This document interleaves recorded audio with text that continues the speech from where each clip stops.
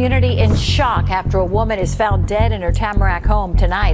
Detectives are still gathering evidence at the apartment. Now, something horrible happened here yesterday. A young woman murdered viciously in her apartment, and Broward Sheriff's deputies haven't arrested anybody yet, and they won't say if they have a suspect in mind. Who the fuck is gonna check me? Huh? Me? Who the fuck is gonna check me, bitch?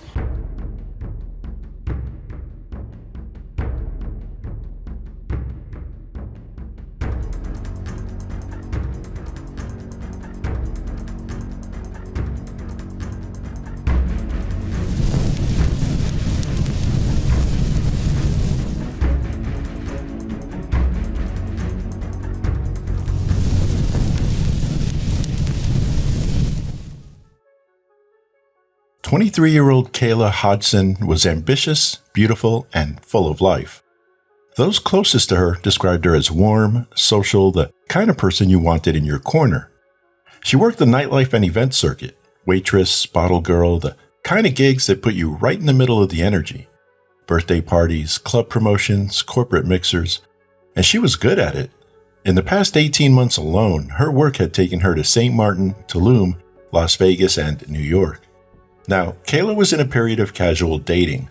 One of the men she'd been seeing was Rivelto Robinson. He had also recently been to New York, but not with Kayla. He was there to visit his long-distance girlfriend. Rivelto and Kayla's situation was described as low-key and not exclusive. Both knew what it was. On July 12th, Rivelto flies back to South Florida and swings by Kayla's apartment. They catch up for maybe 20 minutes while she's getting ready for work. Nothing out of the ordinary. He leaves. That's it. But the next morning, there's complete silence. No calls back, no texts. He drives over, knocks on the door, gets nothing, and leaves. By 3 p.m., after still not getting any replies, he's back at her place. Knocks again, no answer. So he tries the door handle and realizes it had been left unlocked. What he saw inside that apartment looked like a scene from a horror film. Kayla was lying on her back on the floor, motionless, surrounded by an alarming amount of blood. A stunned Rivelto, while trying to compose himself, dialed 911. 911, what's the address of the emergency? Oh, ma'am, I don't know the address. I just came. Okay, what is the apartment number? Do you know if that has a building number? I could go downstairs and check. 1 second, please. 1 second. Stay on the phone with me. What's your phone number? Hold on, man. Hold on. Oh, my God.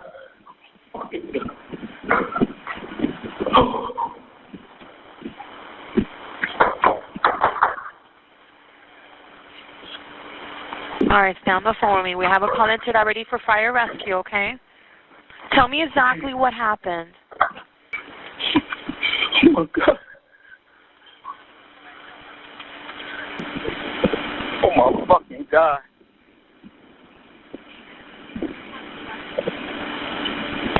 The caller said that there's a gash on the patient's neck. It looks like someone slashed her neck. Following the dispatcher's instructions, Rivelto entered the apartment. He put his phone on speaker, set it on the kitchen counter, and started performing CPR. He was doing everything he could. It wasn't long before Broward County Sheriff's Office deputies and fire rescue arrived. By then, Rivelto was outside waiting for them, flagging them down before they even made it to the door. When the responding officers pushed that door open, what they saw stopped them in their tracks. Give us a second here, guys. This one? Yes. Yeah, it's right here. He's gonna be right there when you go in. Yep. Oh, shit. Yeah, he's gonna be right there. Kayla was confirmed dead at the scene by EMS. Immediately upon entering the apartment, officers observed clear signs of violence. An overwhelming amount of blood covered the floor, the door, and spilled into the kitchen area. The scene told its own story. This was foul play. Investigators immediately began treating the apartment as a homicide scene. Their priority shifted to securing the area and preserving every detail. The full picture of what happened to Kayla would come later, once forensic investigators and the medical examiner completed their work. But in those first moments, deputies focused on the person who had discovered her, the man standing right there at the scene. Hey, listen, man. I'm sorry that you're going through this. We're going to do everything we can to help you out. We'll be here for you, all right? I appreciate you talking to me and being cooperative and calm, all right?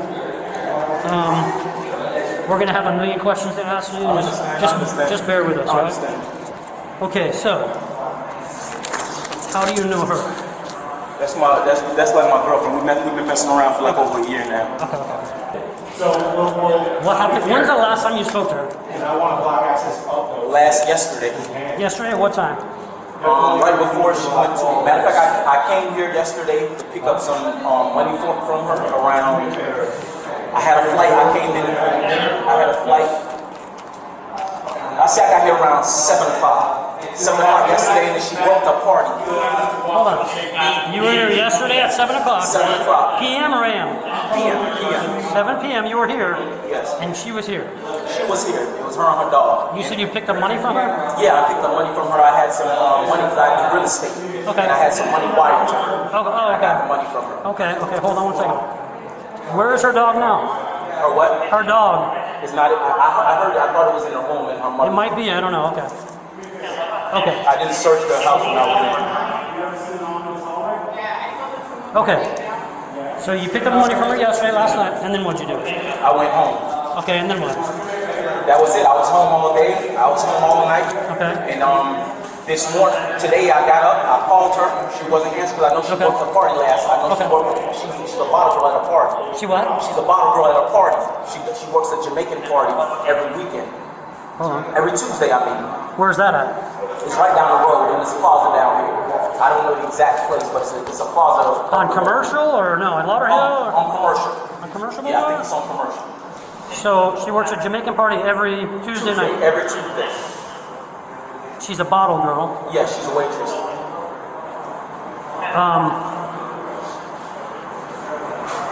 Okay, what time does she usually work that until, approximately? 4 p.m.? 4 a.m.? 4 a.m.? 4 a.m., yeah. Until 4 a.m. Okay. So she went to work last night, you sure? Or you don't? I'm not sure. I didn't talk to her from I left her when I left. I didn't talk to her to work. So then what? You called her when? I called her. Or she called you or what? No, I called her this earlier this afternoon, or in the AM, like 10. Okay, and then did you speak to her? No, I didn't speak to her. And I sent her a text, and my text said deliver. And then after a while, her phone just started doing like, it just started, as soon as I called it, automatically just hung up. It didn't ring, it didn't do anything. Okay. So I was like, I was kind of getting angry. I'm like, yo, so I was texting her, I'm like, yo, why you not answering the phone? So now I'm like, okay, I'm just gonna swing by. I'm gonna come by. Okay. When I came by the first time, she usually parks in the handicap because she has a handicap sticker. Okay. So I parked outside of the outside of the handicap, and I didn't see her car. Okay. So I'm like, all right, let me just come knock. I knocked on the door. Okay. I heard her dog, but she didn't come in. She's a person, she doesn't leave her dog, especially if her mother's not here. Okay. So I was like, okay, whatever. I went back. I left. I went to go get something to eat, and I was like, I'm still calling her and texting her. It's still the same thing. Mm-hmm. So I drove back again to see if she came back home or anything. Did you see her car down there at all?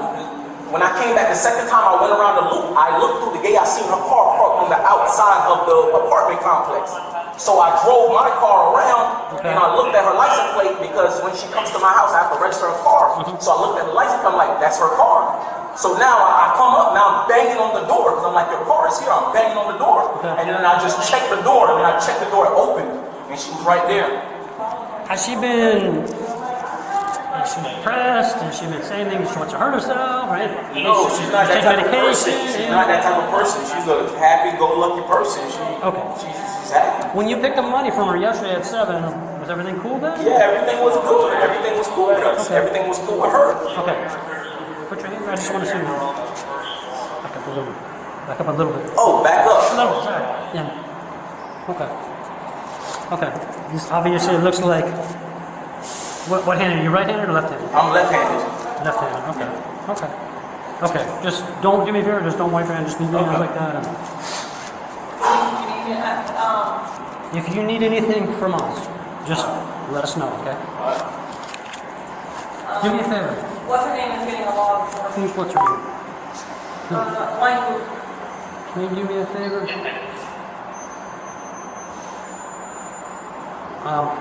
Stay with him for 2 seconds. 2 seconds. 2 sergeants arrived and conducted a protective sweep of the unit to make sure there was no immediate threat. In one of the bedrooms, officers found Kayla's small dog, alone and frightened, but thankfully unharmed. Once the scene was secured, homicide detectives and crime scene investigators were called in. One of the first things they did upon arrival was to collect footwear impressions from everyone who had entered. From there, detectives began working through the apartment. As they documented their observations, they noted something important. Inside a dresser drawer was a large amount of cash. Jewelry sat in plain view nearby. That raised immediate questions. If valuables were still there, robbery clearly wasn't the motive. As investigators continued piecing together what had happened inside the apartment, something else was unfolding outside. Family members had begun arriving at the scene, still holding on to hope. How did your mother name? Her best friend, Who is that? What's her name? Janisa. Janisa? What did she say? She said that a guy my cousin talks to told someone that she talks to that he came here and found my cousin. Is that really my cousin bad, really? I haven't been in there. I don't know. Is she in the house? It's an ongoing investigation, so check it in. I We need can't to see share her. too much. You know, we want to. You can't share too much. Please. Can I see my cousin, please? So I'm gonna take this snatch of her, go with the Broward Sheriff's Oh Office. my God, she's dead.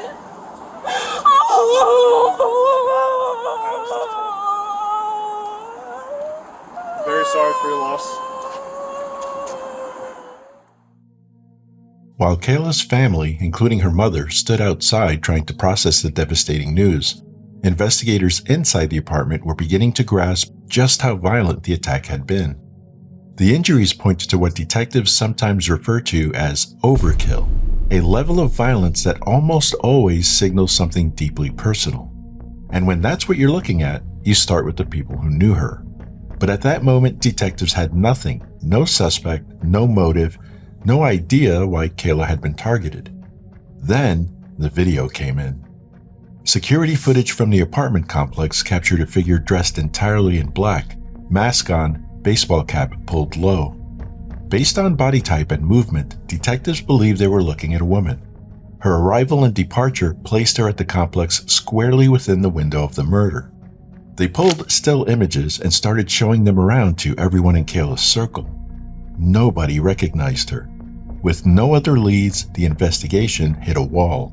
For a moment, it looked like whoever did this might actually get away with it.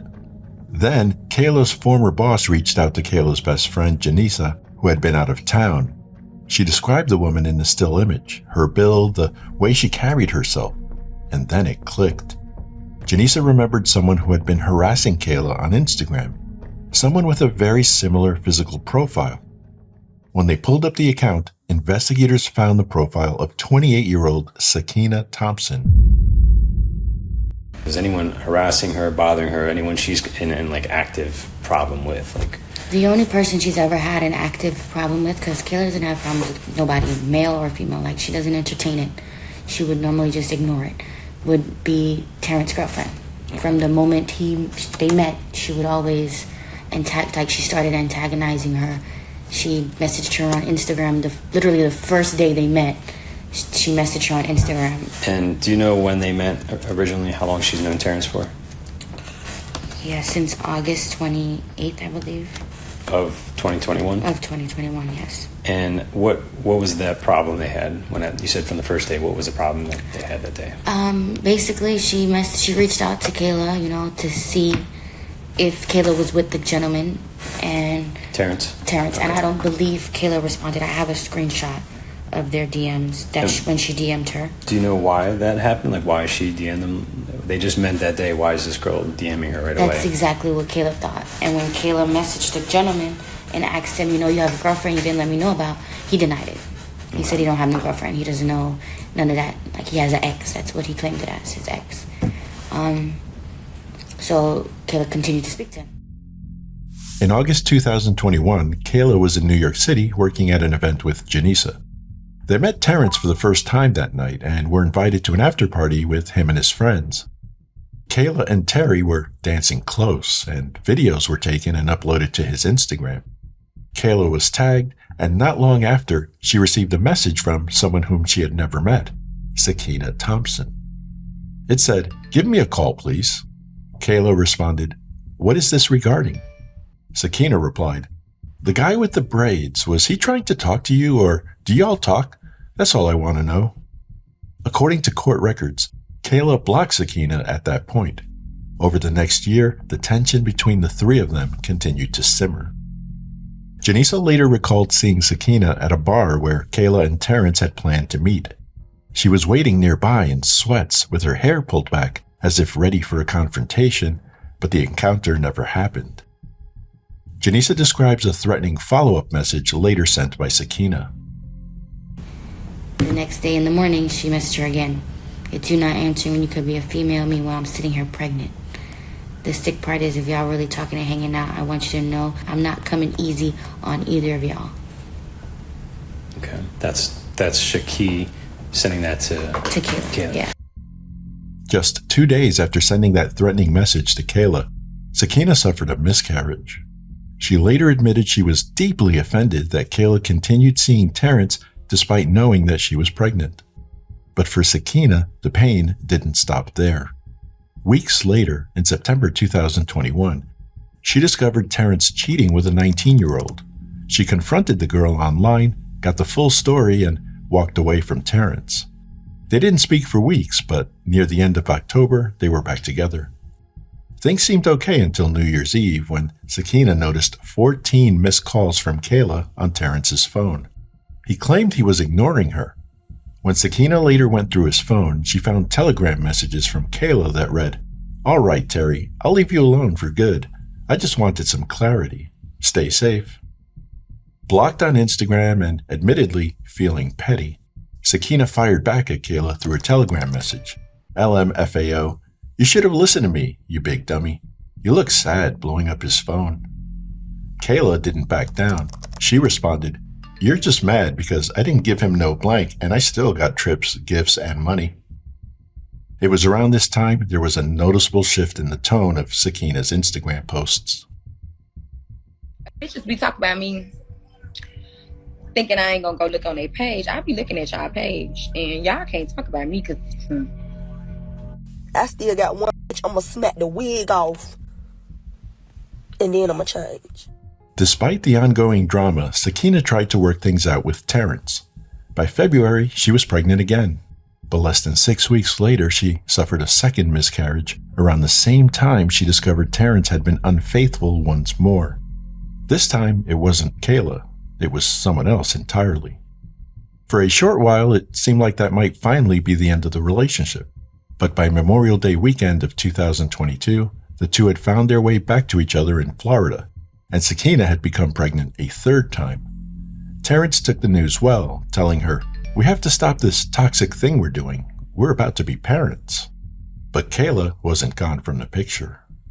Just days later, on July 6th, Sakiyna learned on social media that Kayla was in New York and that she and Terrence had been seeing each other again over several days. Shortly after, she sent Kayla a message from what appeared to be Terrence's phone. It was a photo of Sakiyna and Terrence kissing, with the caption, "He's good, love. We're home safe, though." Kayla fired back, "You just love kissing the lips that be in my blank. Go off, sis." Less than 48 hours later, Kayla would be taking her final breaths.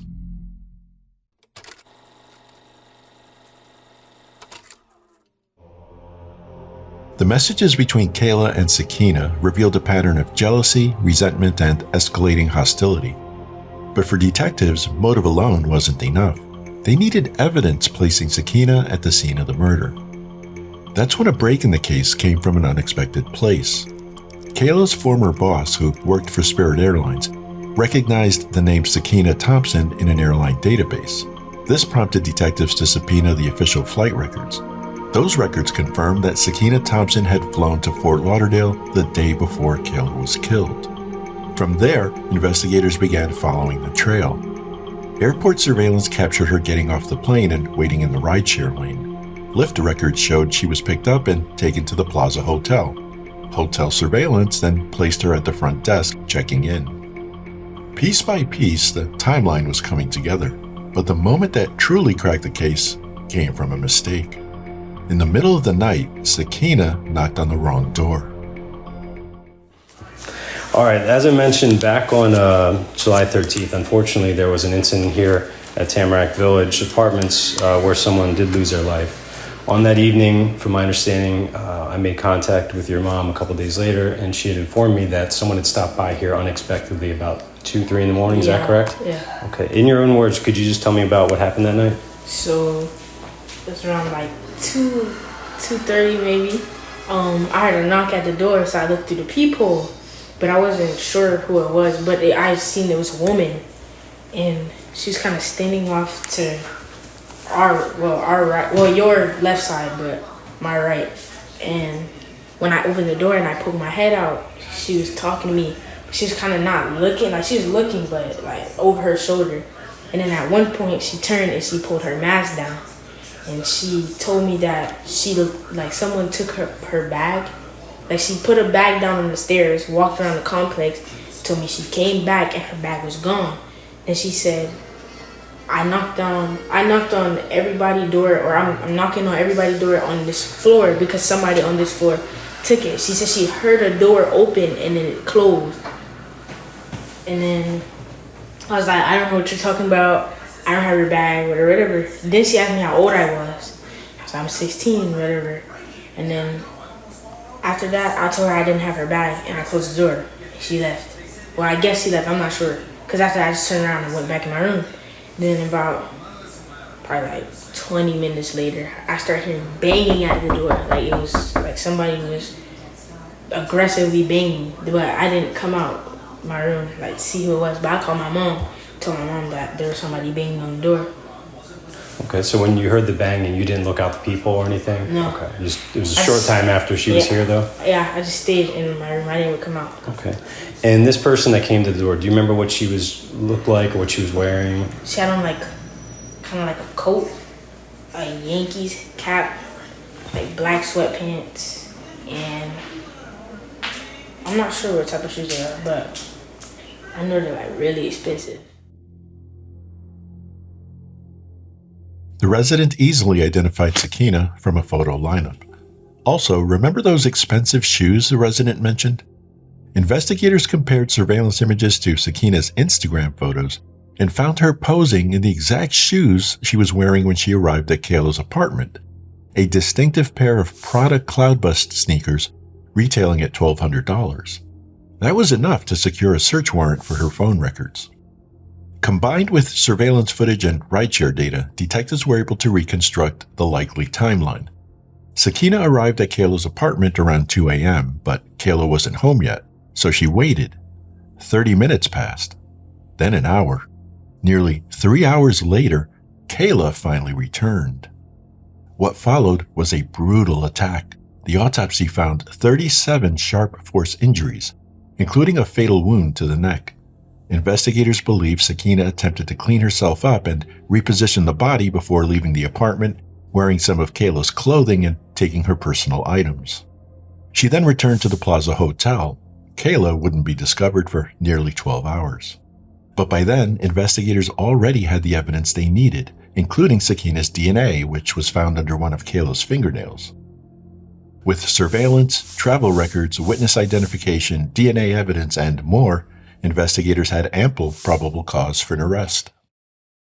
On July 25th, a warrant was issued for 28-year-old Sakiyna Thompson. She was arrested on Wednesday in New York City. BSO is not saying what led them to their suspect, but an arrest affidavit says Sakiyna Thompson was demonstrating a depraved mind without regard for human life by stabbing with a sharp object with a premeditated intent to cause death. I am very happy to hear about it because we were scared. We heard different stories from different people, and I happen to live on the floor above her, so I'm very happy. It makes me feel a lot better and more secure that they finally arrested somebody. 3 weeks after Kayla's murder, Sakiyna Thompson was taken into custody by authorities in Springfield Gardens, New York. She was then extradited to Florida to face the murder charge. During booking, investigators documented tattoos on Sakiyna's arms, one on her right arm reading Romans 8:31 and another on her left referencing Corinthians 13:13. Both tattoos referenced well-known Bible verses often associated with faith, perseverance, and love.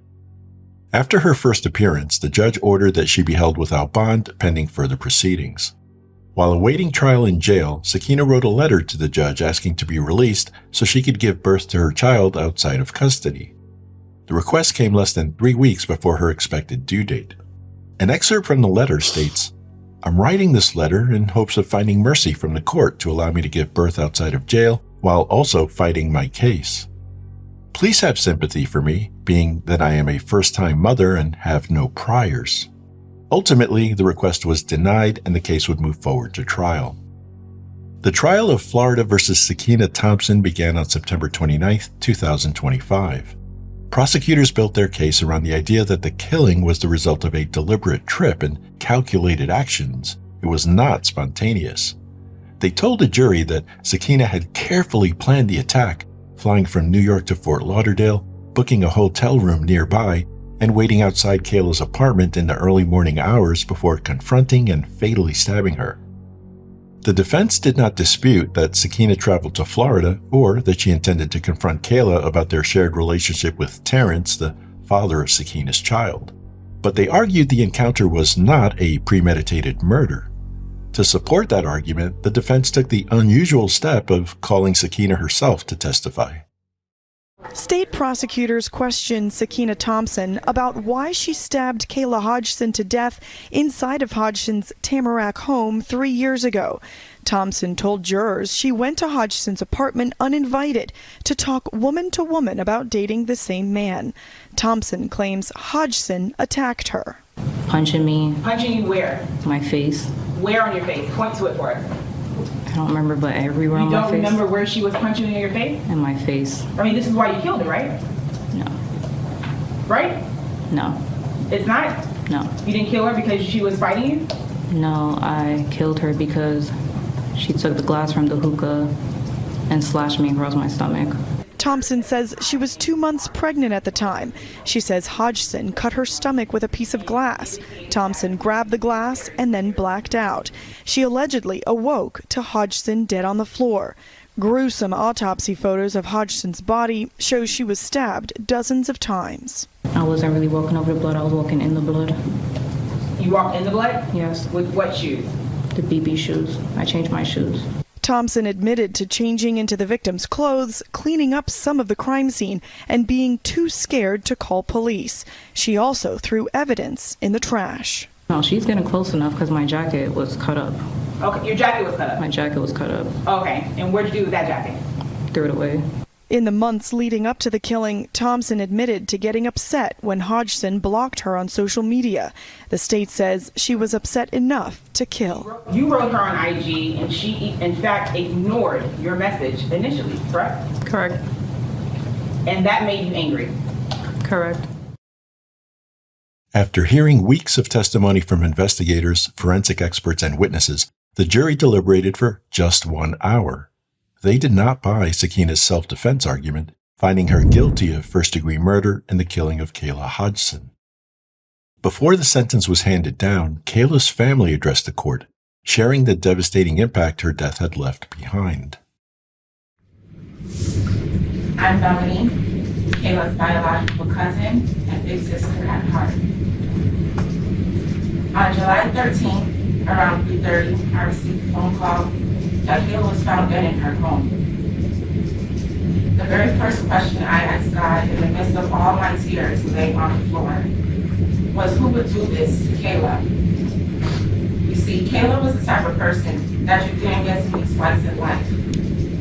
She had a spirit that shined so bright, every single room she walked into would light up like Times Square on New Year's Eve. She was a people person, easy to have a conversation with a stranger and leave you with the feeling that you've known her all your life. She was caring, the type to give you the shirt off her back if you were in need. She was family oriented, the one to always make the time to spend with family, no matter what responsibility she had to attend to. Family always came first. She was loyal, the type to have your back and best interest in a room of people talking bad about you that you weren't present to witness. She was humble, the type to compliment the loner, awkward girl in the corner of the room and make her feel like she was the most prettiest main attraction there. All of these great qualities in a person. I almost wrecked my brain out asking myself, who would want to destroy such a light? Only to discover this jealous, insecure individual had the audacity to ruin my entire life. Who gave you the right to come into her home and do this to her? What makes you think you can violate someone's right of human life and take it away and just live a normal life after, as if nothing has happened? Or how about the audacity of you to come up on this stand and waste taxpayer dollars and tell them a crock of garbage to everyone in the courtroom about your blackout reasoning? You sat here and you stared at me and my family, my aunt, in our eyes, taunting us for 3 long years, showing absolutely not one drop of remorse for what you've done. In fact, your stare showed an expression of, so what? Yeah, I did it, and I do it again. 37 times you displayed that you deserve a life sentence over and over again. Stalking Kayla's Instagram for months, searching Terry's phone for any possible evidence displaying their interaction, prank calling her phone for weeks pretending to be someone else. Tell me what you thought every time you searched one Princess K on Instagram. You've seen a beautiful girl with a banging body, vibrant personality, the complete, total opposite from what you see when you stand in front of the mirror. That killed you so much, you wanted to damage her face.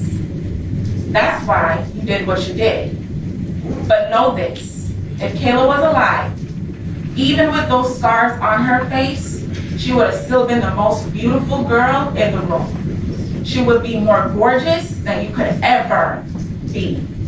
Your mind is so warped because the only person who benefited in this whole situation was Terry. He finally got to get rid of you. He can now enjoy his life without having to ever worry about you stalking another female interest he may have or toxically attacking him again. I now beg the judge to grant my family and other potential families that this thing has admitted to also stalking the peace we deserve and throw you in jail for the rest of your worthless life without the possibility of any parole. Sakiyna Thompson was sentenced to life in prison without the possibility of parole. For Kayla's loved ones, the hope now is that she will be remembered not for the violence that took her life, but for the joy, ambition, and energy she brought into the lives of the people who knew her.